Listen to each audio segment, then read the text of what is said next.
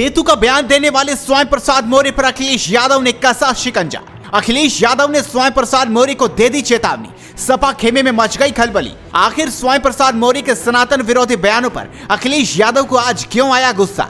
NDA के जवाब में पीडीए का नारा देने वाली समाजवादी पार्टी को अब एक बार फिर ब्राह्मण समाज की याद आने लगी है। अखिलेश यादव ने इसी कड़ी में महाब्राह्मण समाज से समर्थन मांगा है। समाजवादी पार्टी के कार्यालय में हुई महाब्राह्मण महापंचायत में अखिलेश यादव शामिल हुए, जहां उन्होंने महाब्राह्मण समाज से 2024 लोकसभा चुनाव के लिए समर्थन मांगा। इस कार्यक्रम में अखिलेश यादव मुख्य अतिथि के रूप में शामिल हुए और भारतीय जनता पार्टी को सत्ता से हटाने के लिए साथ देने का आह्वान भी किया। समाजवादी पार्टी कार्यालय पर आयोजित हुई महापंचायत में अखिलेश यादव शामिल हुए, जहाँ उन्होंने भारतीय जनता पार्टी पर जमकर निशाना साधा और भाजपा को हटाने के लिए ब्राह्मण समाज से समर्थन का आह्वान किया है। इसी बीच ब्राह्मण समाज के लोगों ने अखिलेश यादव से बिना नाम लिए पिछले दिनों राम और रामचरितमानस पर उनकी पार्टी के नेता द्वारा की गई टिप्पणियों पर विरोध भी जताया, जिस पर बिना नाम लिए अखिलेश यादव ने कहा कि ऐसी चीजों पर पार्टी अंकुश लगाएगी। उन्होंने आश्वासन दिया कि ऐसी चीजों पर रोक लगाई जाएगी। साथ ही उन्होंने पार्टी के नेताओं और कार्यकर्ताओं को नसीहत भी दे डाली कि वो किसी भी धर्म और जाति को लेकर कोई टिप्पणी न करें। आपको बताते चलिए कि स्वयं प्रसाद मौर्य लगातार सनातन विरोधी बयान देते नजर आते हैं, जिसको लेकर ब्राह्मण समाज में खासी नाराजगी है। इस नाराजगी को दूर करने के लिए ही इस महापंचायत का आयोजन भी किया गया था। चलिए आपको भी सुनवाते हैं स्वयं प्रसाद मौर्य का क्या बयान आया था। राम स्वयं भगवान, देश के करोड़ों करोड़ लोगों की उनके प्रति आस्था है।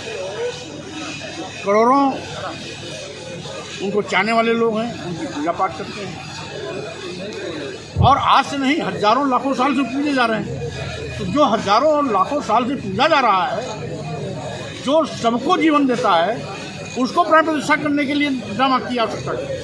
प्रतिष्ठा का मतलब होता है कि ये जो प्राण प्रतिष्ठा करने जा रहे हैं, ये अपने को भगवान राम से बड़ा स्थापित करना चाहते हैं, बड़ा मानते हैं, इसीलिए वो प्राण प्रतिष्ठा का ड्रामा कर रहे हैं। अन्यथा लाखों साल से जो पूजनीय है, करोड़ों का आराध्य है और नित्य प्रति लोग उसकी पूजा कर रहे हैं, उसमें प्राण प्रतिष्ठा करने की क्या आवश्यकता है। अगर सही मायने में प्राण प्रतिष्ठा इतना महत्वपूर्ण है, तो हम उन प्राण प्रतिष्ठा करने वालों को सलाह देते हैं कि अपने परिवार में, उनके परिवार में यदि कोई मौत हो जाती है तो उसके प्राण प्रतिष्ठा करें, जिससे वो जिंदा होकर के उनके परिवार का सदस्य बन सके। वहीं अखिलेश यादव पहले भी अपनी पार्टी के नेताओं को जाति और धर्म को लेकर किसी भी तरह की टिप्पणी से बचने की हिदायत देते रहे हैं, लेकिन स्वयं प्रसाद मौर्य पर इसका कुछ खास असर देखने को नहीं मिला। अब देखना होगा कि ब्राह्मणों का साथ लेने के लिए जुटे समाजवादी पार्टी के इस कार्यक्रम में अखिलेश यादव द्वारा दिए गए आश्वासन के बाद क्या स्वयं प्रसाद मौर्य धर्म और राम भगवान पर अपनी टिप्पणियों से बाज आते हैं, या आने वाले दिनों में और भी नए तर्क आपको सुनाई देंगे। वहीं अब इस मामले पर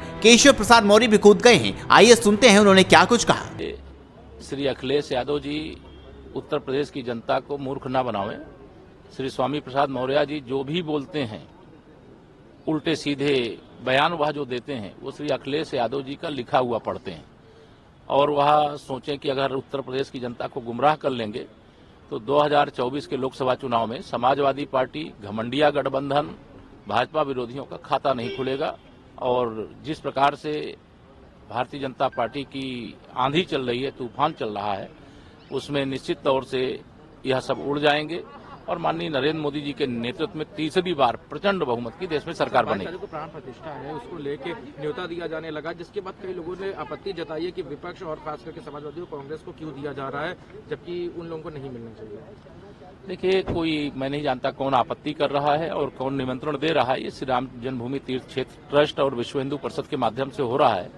उन्हें जिनको निमंत्रण देना है उनको दिया जा रहा है और जिनको आना होगा वो आएंगे।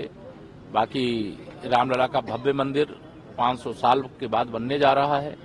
यह जरूर उनके अंदर व्याकुलता है कि जो भगवान श्री राम की जन्मभूमि पर बनने वाले मंदिर के मार्ग में बाधा डालने के लिए कभी राम भक्तों पर भगवान राम को काल्पनिक बताए, आज वह राम भक्त बन रहे हैं, हिंदू बन रहे हैं। ये भारतीय जनता पार्टी की विचारधारा की जीत है। तो आप इस खबर पर अपनी राय दीजिए, इस खबर को शेयर कीजिए और जुड़े रहिए हेडलाइंस उत्तर प्रदेश के साथ।